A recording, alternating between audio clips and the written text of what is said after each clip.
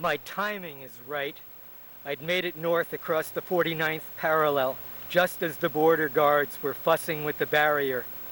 Now it's half midnight, and I coast the pickup down the slope at Woods Bay and roll on to the night's final ferry crossing westward over Kootenai Lake. Life should happen at the last minute. A decade had passed by since I'd departed the farm we called Bright Clearing and struck out in black crushed velvet pants and a Greek boy permanent wave to become a famous sitcom writer in Los Angeles. Rented a Fleabag apartment in Hollywood and lay in bed at night watching the spotlights of the police helicopters pierce the darkness of the alleys alongside the building. Sirens blaring, and the fragrance of burning jacaranda blossoms and gasoline choking on the stench of evil and fresh blood.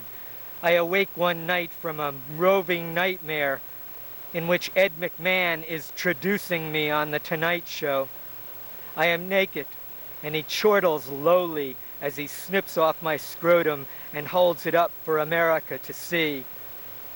Here, he says, use this to carry your change. I disappeared into the rest of the 70s. Taos, Fayetteville, Lauderdale, Savannah, and then the 80s, Georgetown, Brooklyn Heights, Cambridge. I never did get famous. And renaming myself at last, I landed up by the pit in Butte, America, where I worked the graveyard at KBUT, KBUT, top 40 country and western, not even on the FM dial. 10 years since I'd waved so long to Neil, the carpenter I had cherished too mutely. The bone of my own contention lacked fortitude, and so I'd punted with Janet, the moon-faced schoolteacher, helped her patch a taro quilt, which both of us lay under, warm but lonesome. Back then, there'd been 11 of us living on 80 acres in the southeastern corner of British Columbia.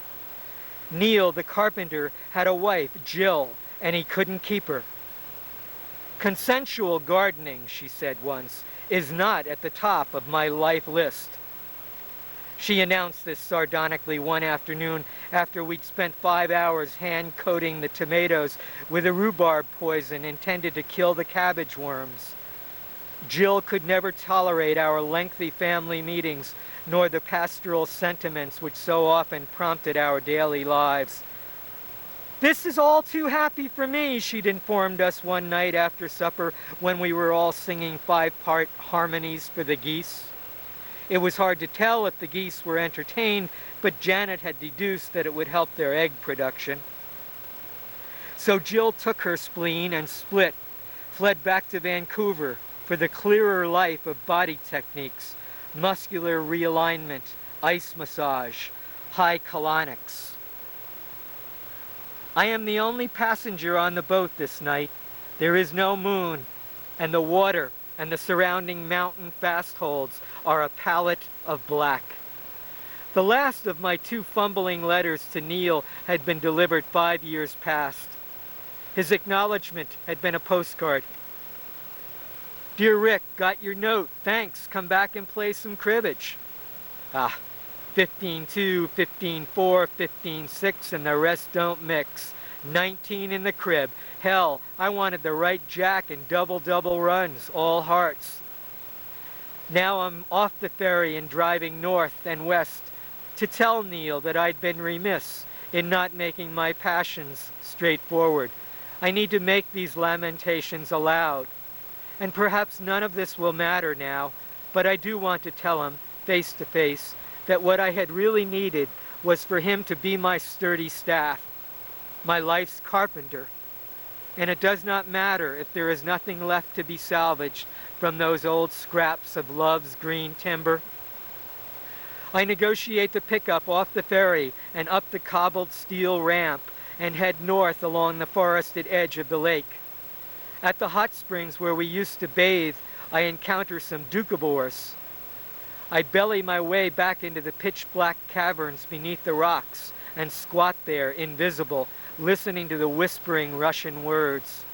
I float through the steamy tunnels and brush past bodies resting in sandy crevices.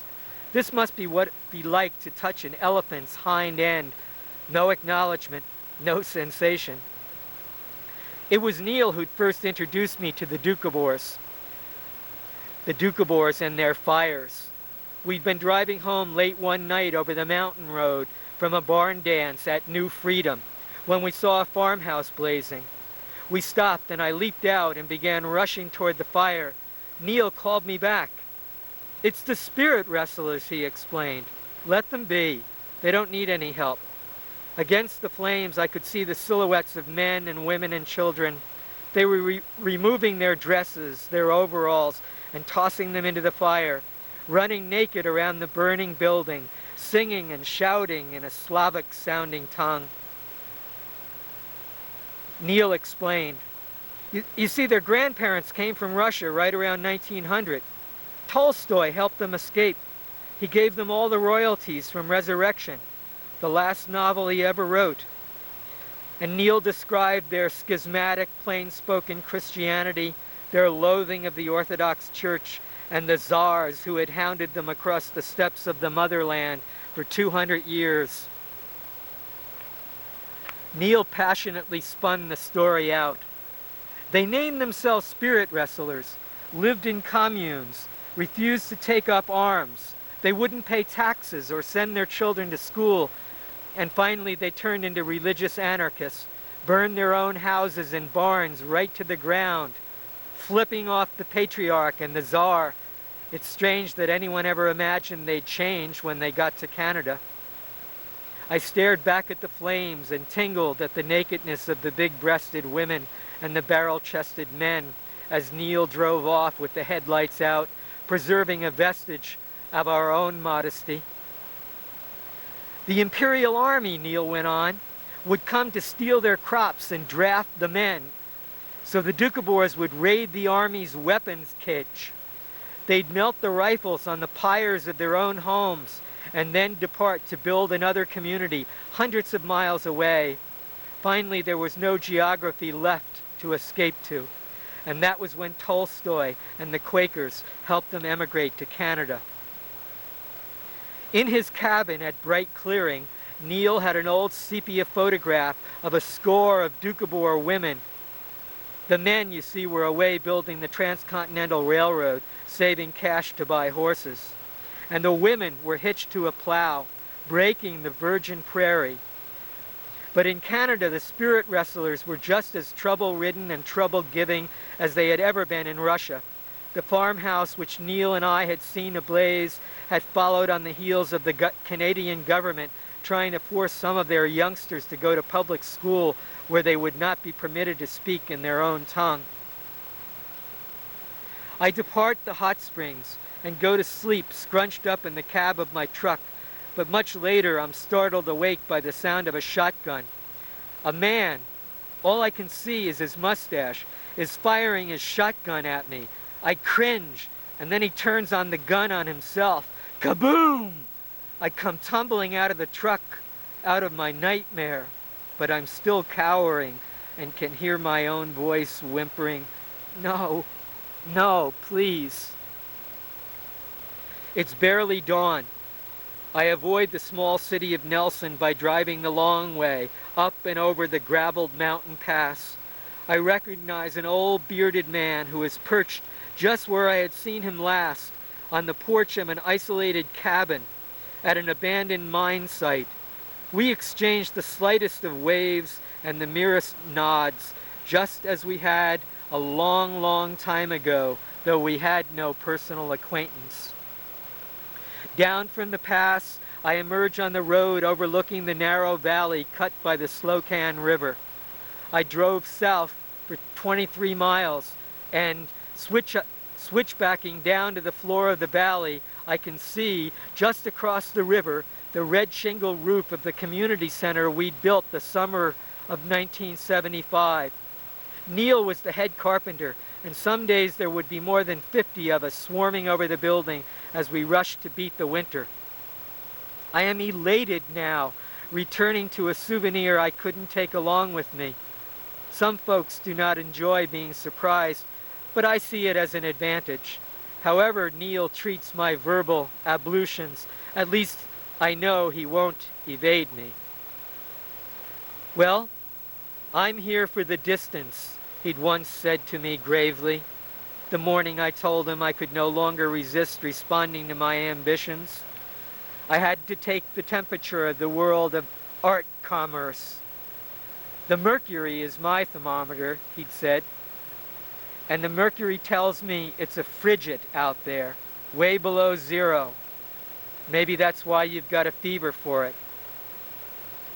I cross the river on the single-lane trestle bridge and begin to turn past the community center and up the narrow road toward the farm. Then I spot a little knot of people standing by the small pavilion Neil had built, apart from the larger building, at the edge of the river. And Neil had built this all by himself.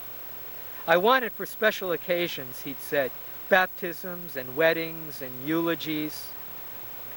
Then I think I recognize Max's wispy white hair, his bony frame, and the way the morning sun is making his bifocals cast brilliant semaphores. Max was the eldest up at Bright Clearing, the pater familias. I feel shy now, discomfited. Hadn't expected to encounter them all in a little covey like this. I'd pictured myself avoiding the main farmhouse in the narrow gully at the foot of the property, scooting quickly through the woods like an Indian, and finding Neil alone up at his cabin on the ridge. I stopped the truck and walked toward them. Chris puts the bead on me before the others do. His big silent grin embraces my presence. Zach is playing his harmonica. Glenna, the farrier, is stepping back slowly from the small circle, looking skyward. I'd picked wild flowers for Glenna and Chris the day they got married. Their romance was a minor sensation then. She was not quite 30, and he was a skinny 19. Max is now pouring some dirt out of a jug into the river. He is an architect, a widower, who got that title very suddenly at a cocktail party in Edmonton when his wife stepped through a glass door and a small shard of glass pierced her aorta. This had happened many years before I'd met him, but I'd always thought he'd constructed his grieving like a craftsman, worn it like a piece of polished walnut. "I'm happy you could make it," Chris whispers. "Make it?" And then I listened as Max intones, "Neil was the chief carpenter on this building. He had a faith in his hands, a faith which stands right there. He gestures toward the stone and timbered building where the whole valley would come out to reel and jig. Our sadness is that Neil did not have enough faith in his own heart." I know the past tense when I hear it, and realize that the dirt that Max is pouring is actually Neil's ashes, which each of them then, in turn, is scattering into the river. I do not like the compact coldness of Max's eulogy. I do not want a turn at the disposal, and I sidle over toward Glenna, who is standing apart from everyone else, and who is also studiously avoiding the urn. "What happened?" I ask. Her reply is whispered but fierce and angry. "We went to Vancouver for Christmas last winter, and when we got back, Neil's head, it was splattered all over the goddamn kitchen like some final insult for an injury we didn't even know we'd done, and we'd never have a chance to rebuke him. He could have shot his brains out in his own place, but no way was he going to mess up that precious little A-frame of his." I begin to quiver and shiver. It took a week to scrub his blood off the walls. A few weeks later, we brought in the old crowd, Frank and his boys, Julie and Ursula and them, just the old friends, and we exorcised the house, burned sage, cleansed it of Neil's bad blood. Jesus Christ, Rick, I never did anything to Neil. Nobody asks why I am here. Assume I'd somehow heard about this ceremonial closure, I suppose. I rely on my scout's honor face to conceal the cold trembling inside my belly. Soon we are all up in the farmhouse, inside the now exorcised kitchen where once we drunk home brew, where we caterwauled and baked bread and argued politics, gone over the accounts, done the canning. Neighbors from up and down the valley are dropping in and out, although there seems to be an awkward agreement that memories of Neil are to be kept to a minimum. But Max warms a bit, negotiates me into a cubbyhole, and fills me in on the remainder of our family, who, like myself, have long since departed for different lives in other places. Janet, my bedmate, is planting trees in Africa. Jill, the wife who wouldn't keep, who did not like fetching pails of water, had been informed, of course. She couldn't make it over, Max explained. She's leading a major workshop this weekend in Vancouver. I am surprised to learn that Glenna and Chris and their small daughter are the only ones remaining on the place. Max and Zach had come over from Vancouver just for this occasion.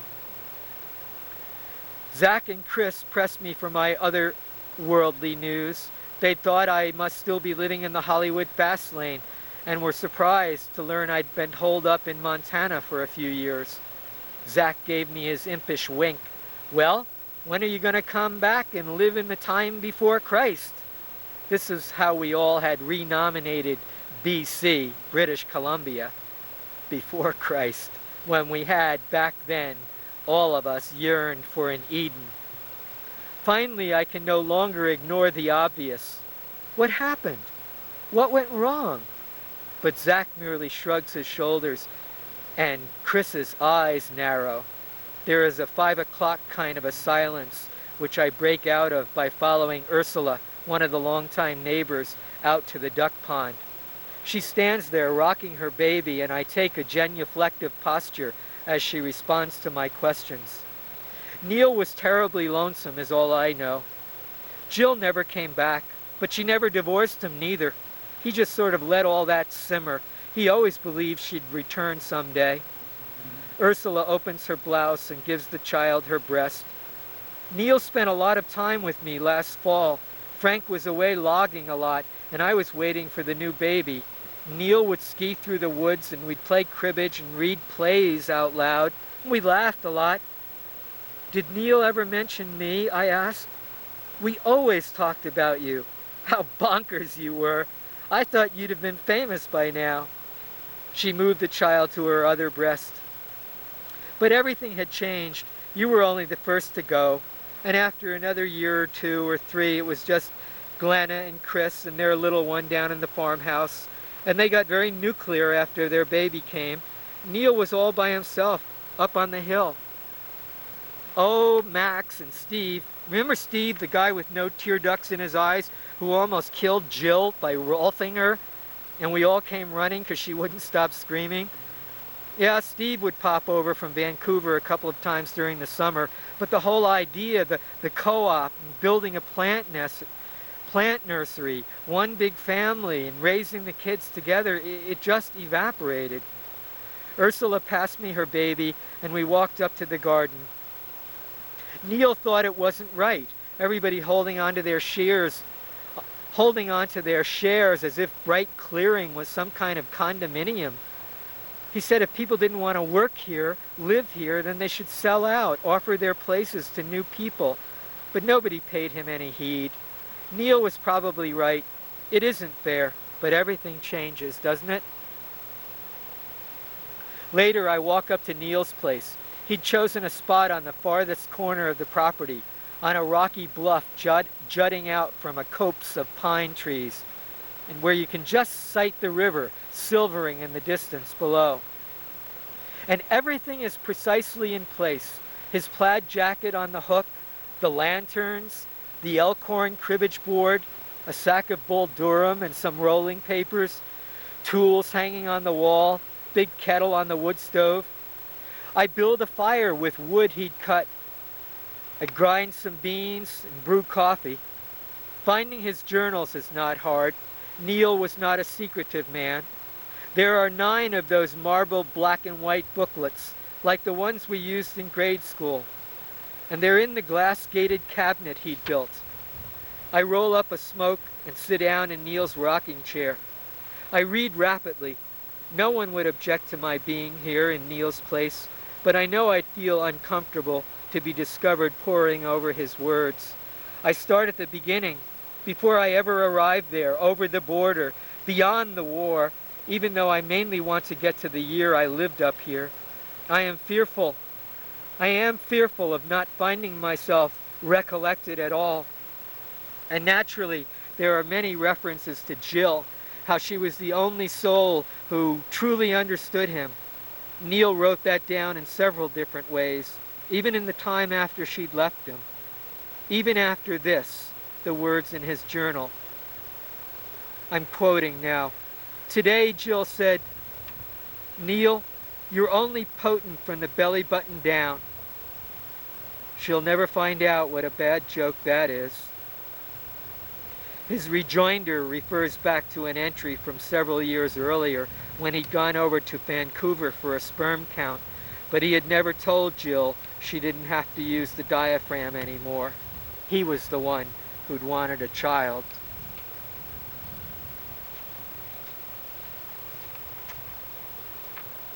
There are detailed and anguished accounts of his anger toward Christopher.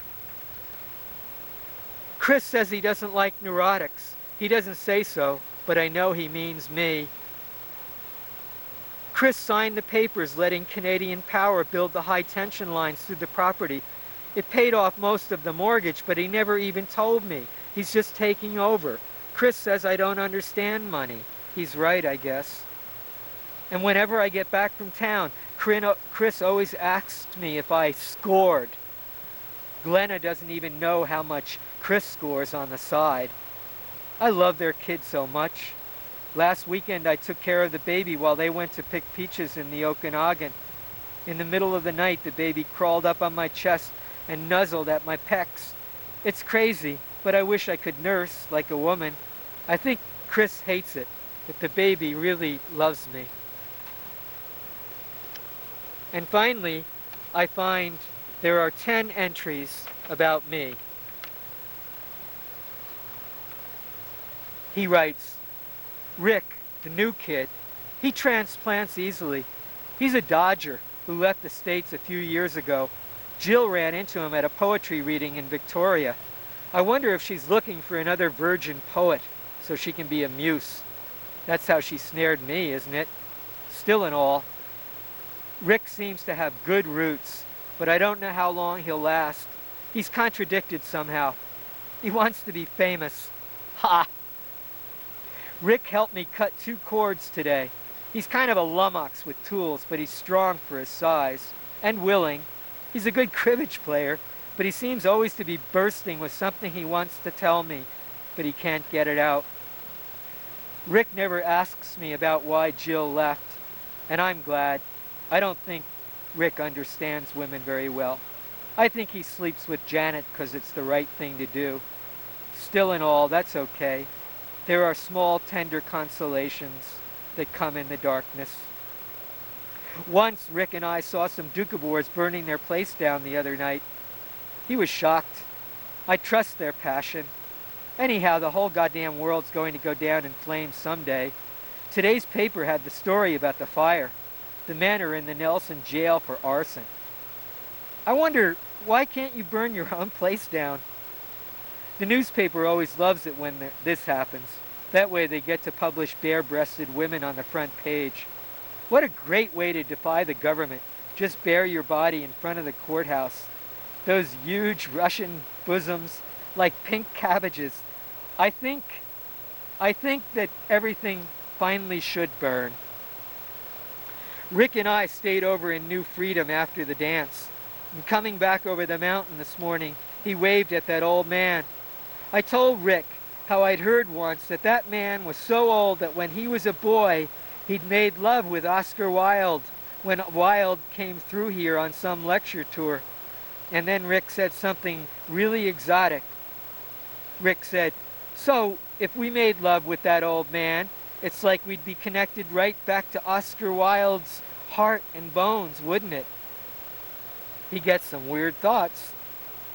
Still, it was great when the old man waved back at Rick.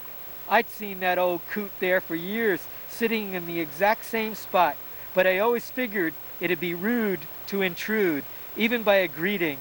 I always figured he wanted to be left totally alone, but damned if the old guy didn't wave back at Rick, and just a tiny little grimace of a smile. And in another entry, Neil wrote, "We had the grand opening of the community center today. It was splendid, joyous. Rick was the auctioneer. I slipped some mescaline into his beer and didn't tell him. It was funny. There he is hollering out the bids. Then he stops in the middle of everything and decides he's going to sing. It was sweet. He got everybody singing. Oh, I see that the path to my cottage grows green, that the place is quite lonely around, and I know that smiles on the faces I once loved now lie in the cool mossy ground. Oh, take me back to the place where I first saw the light." Oh, Rick has a way of battling towards some kind of happiness, but I still can't figure what he truly wants out of life. People say men are better at getting to the point, but I think men only pretend to get the point. I'm always mumbling myself. And in another entry, Neil writes, "Rick came back from town with some psalms the Doukhobors sing. Trouble is, they're all in Russian, in that inverted alphabet. He vows he's going to find somebody to translate them. I'm going to surprise you one of these days," he told me, "and just shout them out." He's curious about the strangest things. And Rick's always laughing, too. It makes me feel light. But he keeps the air vibrating so much that there's not enough space left over for... I can't quite explain. I'm carving a walking stick for Rick. Hazelwood. Sweet fragrance. It'll have to cure for a couple of weeks. It'll be ready for his birthday. He's going to be 24, I think, and says his only claim to fame is that he was an altar boy for the Pope at Yankee Stadium. I ran into that Doukhobor woman, Anna, who's been shunned by her clan. She told me an amazing thing. She says that Bright Clearing is the name of Tolstoy's family home, Vasnaya Polnya. Well, we just came up with that name for this place right out of the blue. Bright Clearing, Vasnaya Polnya. Anyhow, she claims that you can put a piece of hazelwood back in the ground 7 years later, and it'll shoot up green the second spring after. Rick will have to try that someday, when he's old and has time to sit and watch it grow. That's the last entry about me, and I departed for Hollywood in a hurry before my birthday ever came. Never knew Max was carving me a surprise. And I weep a little, and then I cry a whole lot. I haven't cried out like this since Yarrow, my kid sister, withered away so slowly in New Mexico.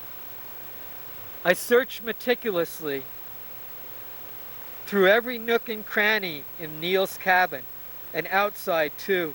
No luck. I can't find any hazelwood stick. I resumed reading the journals.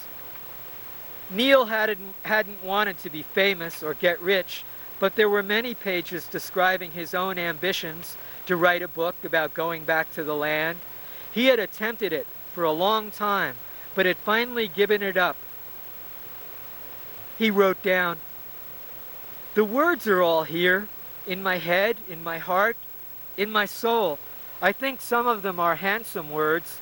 They seem shiny to me after all my planing and rubbing, and some ingenious thoughts even. Well, nothing's ever truly original. Insightful sometimes. There are even searing and loving words, I think. But they're beautiful only when they're inside my head. I cannot, damn it, master the art of putting them down on paper. And nobody's here anymore to even listen to me say any of them right out loud. I didn't come here to be a hermit, for God's sake.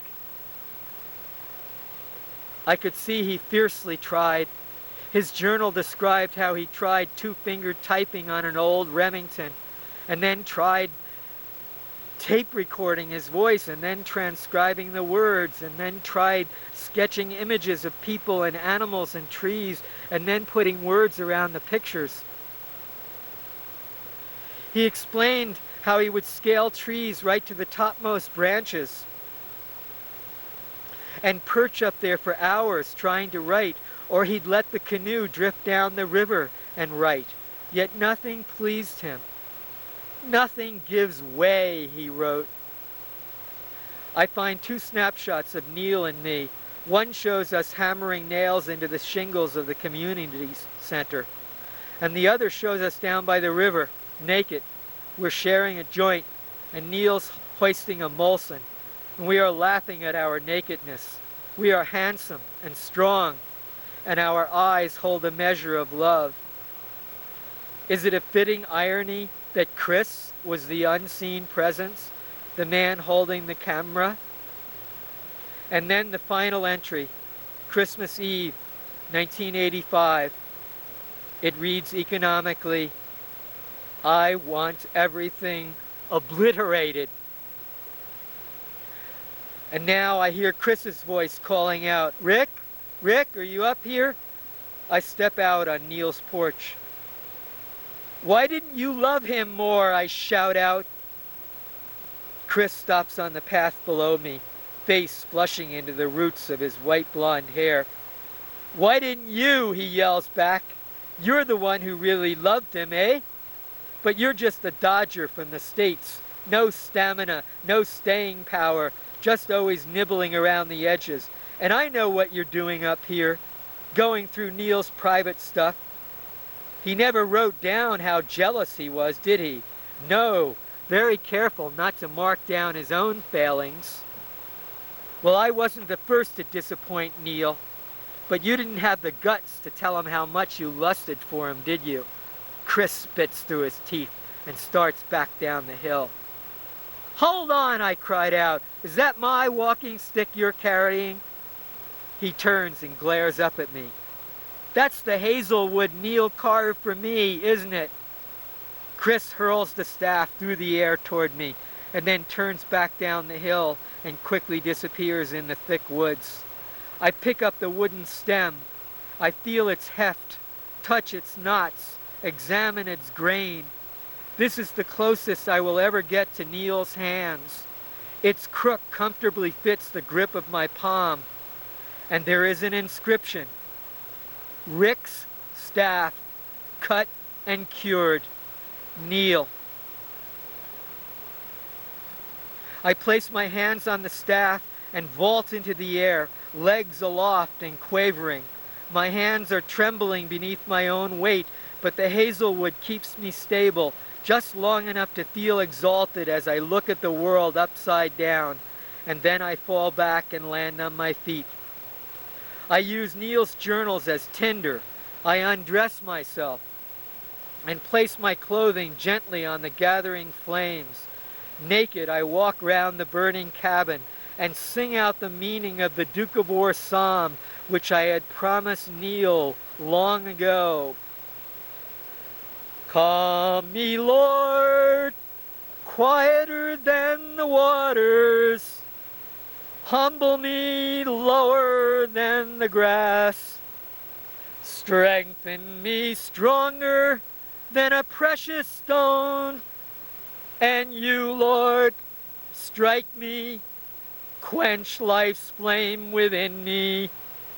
Make me able, Lord, to understand everything.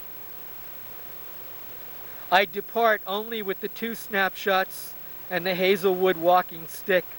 I leave the blaze behind me. I recross Kootenai Lake on the last ferry of the next night. I recross the 49th parallel just as the guards are beginning to lower the international barrier at Polebridge. Nobody knows how warm I am. Nobody knows I'm naked. Life should happen at the very last minute.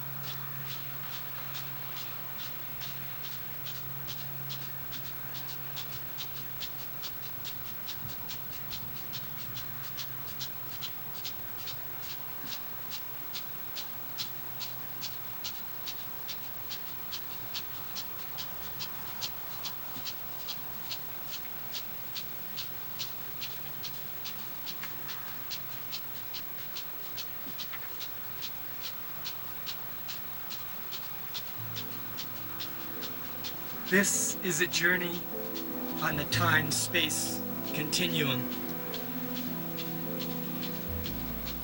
Your father died this morning, she tells me. His wife, my mother, released from her imprisonment, and my father released from his own. I happened to be on the telephone in the gatekeeper's cottage at a Trappist monastery on the Sacramento River in Northern California. This mortal news is not unexpected. My father has been hospitalized for several days with an intestinal blockage. He is 77. His mind has been blocked for many years now.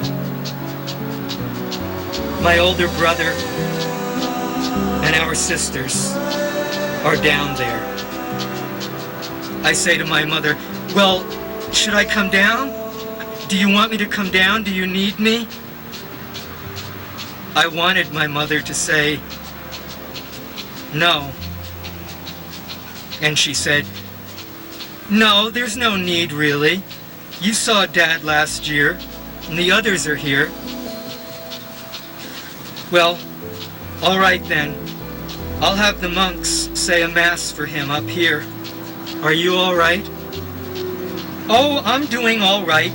I went to the cemetery yesterday and bought a gravesite. It was only $600. My mother always relishes a bargain. Is it in the shade, I ask? Nothing is in the shade down here. You know that.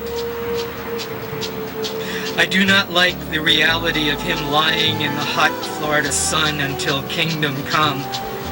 Dad should be up in Mary Rest. Yes, Mary Rest, up in the shade, back up in the third healthiest town in the United States, where we came from, so long, long ago. Well, did the cemetery give you a 2-for-1 deal, Mom? I was only joshing, poking fun at her. Oh no, it's just the one plot. I don't know where I'll die anyhow. I could be anywhere. I can hear the blush in her voice because she has only purchased the one grave.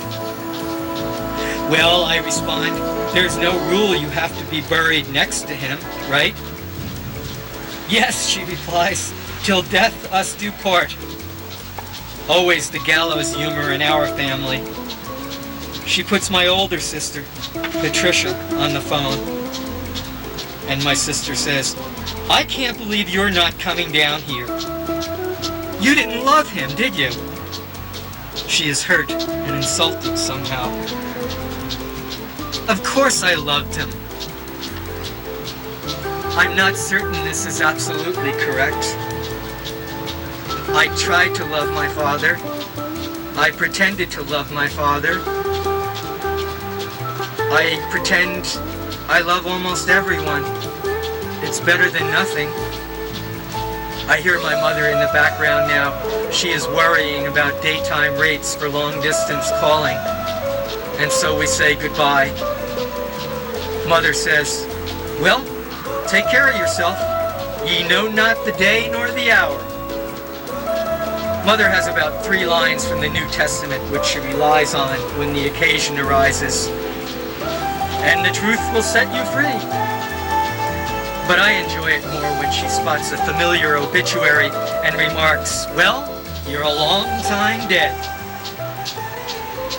I am on a retreat, and the monks here, the Trappists, leave you alone, and they expect to be left alone. Still, I sense they are looking me over, wondering if I might be one of those timely drop-ins, somebody who might stay with them forever. One of the monks is assigned to answer any questions, hear your confession. The monk assigned to me is named Michael, Father Michael. He seems austere, distant. I follow their routines, and the best part for me is the singing. I arise at 2 in the morning, enter the dimly lighted chapel. I try not to be too obvious as I steal glances at the faces inside their hoods. We sing the Psalms in plain chant, back and forth across the choir stalls. We sing. In the morning, I help with chores. I paint walls in the guest house, rake prunings from the orchard, scrub floors. I tell Father Michael that my father has died, and he says, I'll remember him at my Mass tomorrow morning. Do you want to take communion? Do you need to make a confession? I shake my head. Negative. I am not going to tell this man my sins. I think he might relish them. I do not wish to be the cause of scandal, no matter how minor or private. There is another retreatant, a man from Baltimore. We talk quietly in the guest house. He drives a delivery truck, Coca-Cola. And I discover that he has come all the way across the country on the Greyhound bus to visit this monastery. He tells me he has wanted to become a silent monk since he was 16, and now he is more than twice that age. I've got another interview with the spiritual director later. I think this may be it. I think they're going to let me stay. He is a simple man, without guile. All he wants to do is make his devotions, the simple litanies, to the Sacred Heart of Jesus, to Mary, God's mother. I love the Sacred Heart, and I'm devoted to Mary because she watches out for me. I'm a good worker too. Strong. I can stick with it. I know I can. All I need is the chance.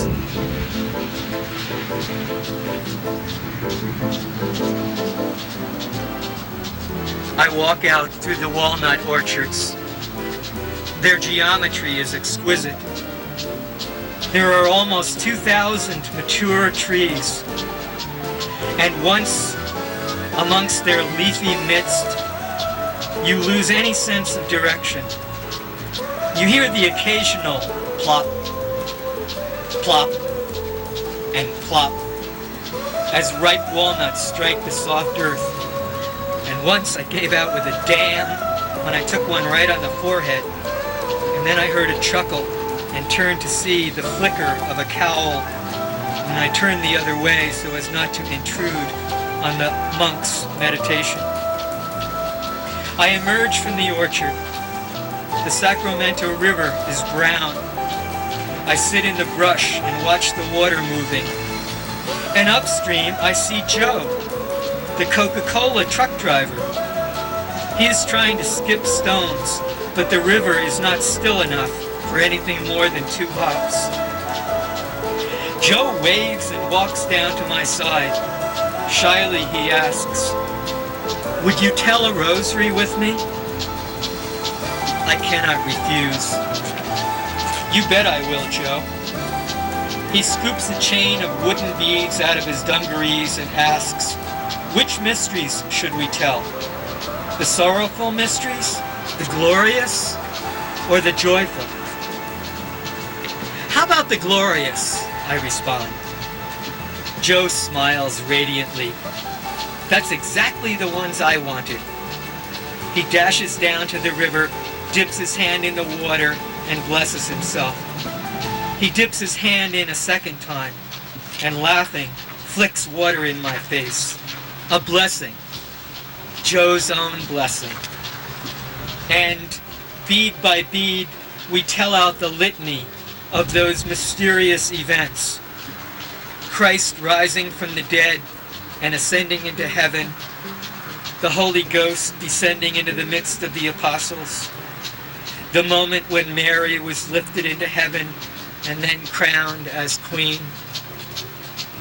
Just as we complete the final doxology, "Glory be to God, the Father, the Son, and the Holy Spirit, as it is now, and as it will be forever, so be it." There is a great rustling commotion in the reeds and brush across the river. We look up, and 2 giant birds are beating their wings, rising up slowly into the air, like 747s, so big it's hard to imagine they can lift themselves up into the sky. "California condors!" Joe shouts. He is exultant. There's almost none of them left in all creation. Praise God. It's a good sign, don't you think? I agree. It's a very good sign, Joseph. Joe looks at his watch. I better get a move on. It's time for my appointment. Good luck, Joe. So be it, right? Amen, brother. He grasps my hand. Later, when I return to the guest house, Joe's look tells all. He will not be staying. "God, I've tried everything," he explains to me. "This is the 6th monastery that didn't want me. I even told the brother about the condors we saw, how they must have been a sign. You know what he said? He said they were only turkey vultures." There are a few tears rolling down Joe's cheek. I wish I were an abbot. I would have let Joe come into my monastery. His prayers would have saved me. And the next morning, Joe is already gone. I go to Mass. I pray for my father. I take communion without going to confession. I am without faith. Whenever I take communion, I think darkly of flesh eating. Why should I be consuming the body and blood of a holy man? I walk out into the walnut orchard. I am singing softly. Then I see his body. Joe is hanging from a tree. I take him down and lay him on the ground. I kiss his forehead, brush his hair back. He is still warm. I hurry back to the main building. I tell Father Michael, and several monks walk out with me. We carry Joe's body back to the guest house. The doctor comes from the nearby town. He examines the body, signs the death certificate. Brother John, the gatekeeper, makes a number of telephone calls. When he is done, he tells Father Michael, his family says it is all right if we bury him here. So Joe gets his wish. He is allowed to remain, and there is a funeral mass the following morning. The monks even dress poor Joe in a lay brother's habit, and after the mass, the monks wrap Joe in a shroud, and we bury him in the small plot of monks' graves. I return to the guest house, cram my stuff in my backpack. I go to Father Michael. I'm angry. I say, you couldn't even believe that he saw a California condor. He was just a simple guy. He would have made a good monk.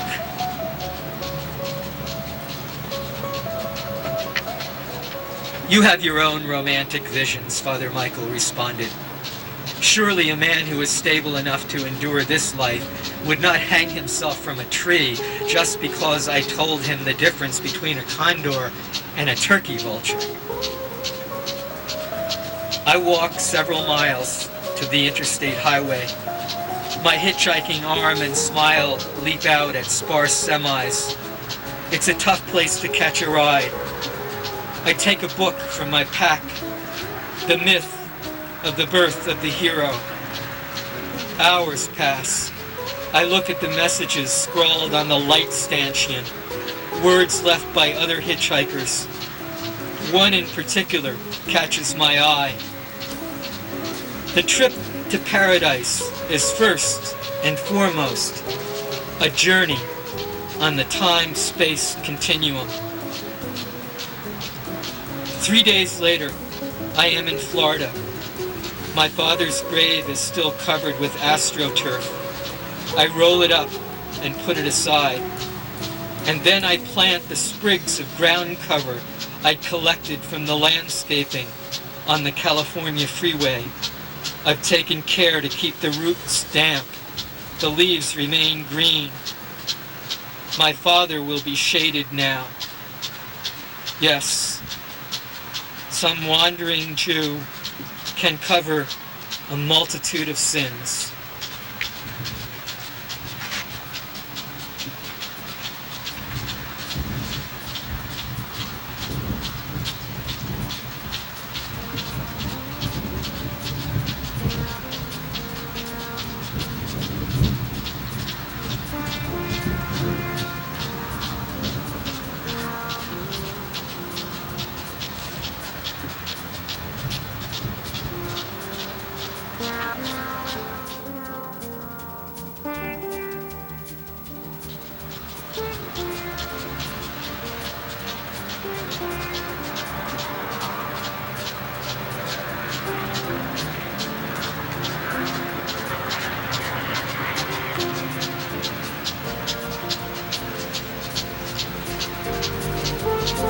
The second story this evening is entitled, As the Train of Life Nears the Depot Called Incommunicado, Prepare to Jump.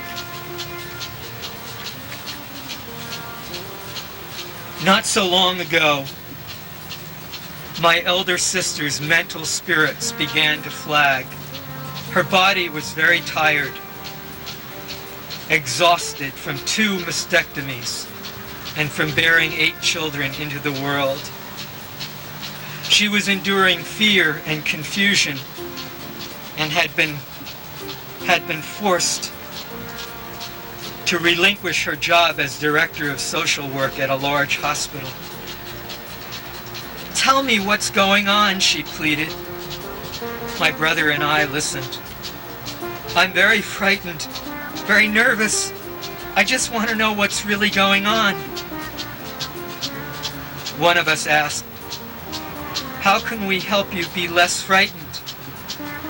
Our hearts thudded when she quietly replied, "You could simply take my life." She looked directly at me as she spoke those words. But we left that plea alone, and I never told her husband, my brother-in-law. I believe hers was a genuine request to be helped in departing this mortal sphere. But it was far too difficult to respond, to take action. 4 years have passed now. Her loving husband and faithful children must feed her and bathe her and change her clothing. We can still make her laugh, although she cannot carry on a conversation and she has no memory. I can still see her 45 years ago, leaping up and down, captain of the cheerleaders at St. Luke's, urging the team on to victory. "Go back, go back, go back to the woods, 'cause you haven't got the goods, you haven't got the rhythm, and you haven't got the jazz, and you haven't got the team that St. Luke's has." When I think about my own mortality, perhaps my grittiest fear is to lose my ability for memory, language, and understanding. I too want to know what's really going on. I do not wish to be lost in the stratosphere like my own dad was also lost in the last 5 years of his life. No longer able to write letters to the editor, recite Shakespeare, play bridge, read history, and sing the old songs off-key with me. Gone forever from his mind were the stories we all cherished about marching off to the First World War with the fair and square boys marching in Chowder Society. The night the market crashed in 1929 and he and his pals got tanked up and burned their useless stock certificates. And the days in the 1950s when he testified before the U.S. Senate Committee on Racketeering. Nevermore would Dad be able to read me aloud about Ulysses and Penelope. And no longer would he remind me of Polonius' advice to his son in Hamlet. "This above all, to thine own self be true, and it must follow as the night the day, thou canst not then be false to any man."